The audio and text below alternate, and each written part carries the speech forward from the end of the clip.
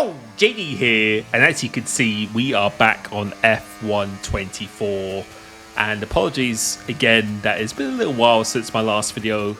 Real life has gotten away quite a bit, but I am very pleased to say that I will be releasing a brand new hot lap and setup every single weekday. I've actually done every single track in advance, spent a lot of time in the game, and I'm very, very happy to actually say I'm releasing a full calendar's worth of setups. So if you'd like to get access to these setups early, and also I will be updating them throughout the game's life cycle, make sure you click that join button, become a YouTube member, join my Discord, and you'll get access there, as well as discount one-to-one coaching me at www.coachlimitless.com, and you'll get to be joining me for all my open lobbies and also participate in a lot of my videos. But you can see here we are at Australia, a track that I really do enjoy. Even with a short layout, I think the longer layout in the past used to be one of my favourite tracks to drive. And this up here, when it comes to time trial, don't get too caught up in people who are world record holders or really, really fast. Time trial, you gotta take a little bit of pinch of salt. It is the perfect lap over hundreds of laps, and sometimes you have to run a very aggressive setup to get every single inch of time out. But for me, this setup here has been working very, very well online. It's a combination of speed, but also stability, something you really must have on F124. So let's get straight to it. So going into this turn one, a few different reference points here, but I use this actual black board. So once I go past that, that's where I start braking and turning in. So you want to be taking a lot of curb for this turn one. So you can see almost 4 wheels off the track here. But on the second part, make sure you don't go all 4 wheels off, because if you put that right tyre on that yellow line, you'll pretty much be auto spinning. Make sure on the exit you get on the DRS, and then going into this turn 3, a very tricky braking zone. I leave it in 7th gear, a little bit of engine braking at play, but again, I'm using this black board, or could even be after the 100 meter board. That's why I start braking, turning in close as you can to the curb without actually hitting it. Try to use as much of a track on the runoff, then aim for this black board here. That's you then turning in point. Use all the track on the exit. Nice and aggressive on the throttle. Going into here where the tarmac turns to grass, you want to be turning in at that point. You want to be going completely flat out for this right-hander. Make sure you don't hit this curb as close as you can. This is a very tricky reference zone, but going into here, when the wheel is straight and just before this final brake marker board, that's where brake and turn in. So you can actually take a lot of curb going to this one. So 2 wheels off the track going into here. And on the exit, quite similar to turn 2, you don't want to be running on this yellow line too much, otherwise the car will auto spin, but we managed to get away with it on this occasion.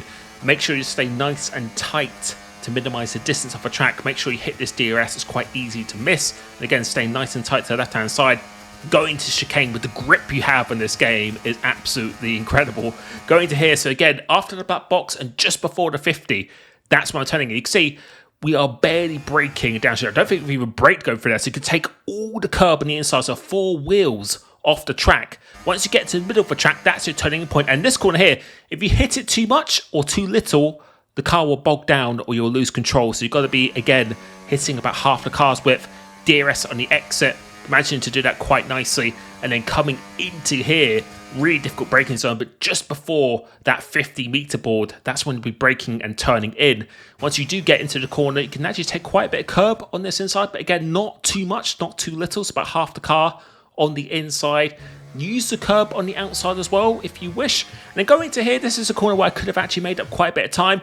Looking at this barrier, just before that ends, the airways one, that's your turning in point.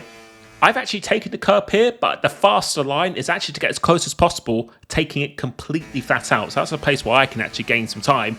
Going into here, you want to be aiming for this black box. So complete aiming for that, doing the braking and downshifting just before you get there.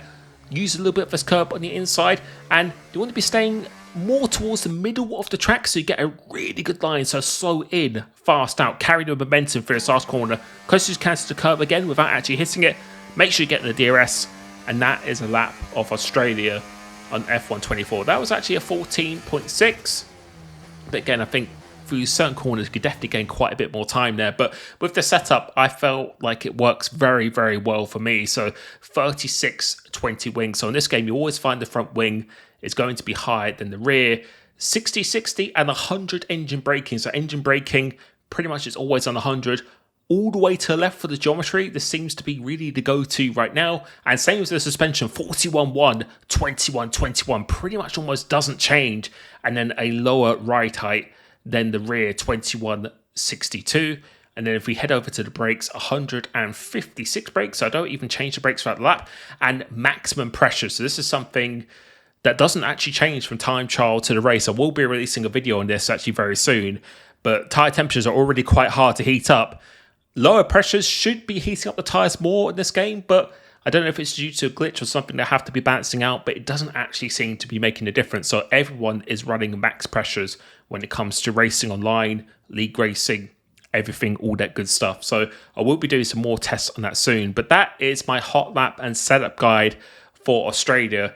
Give it a like if you did enjoy it. Again, hit that join button if you'd like to get access to all my setups. Talk to me directly, discounted one-to-one coaching, and I will catch you very, very soon. Peace.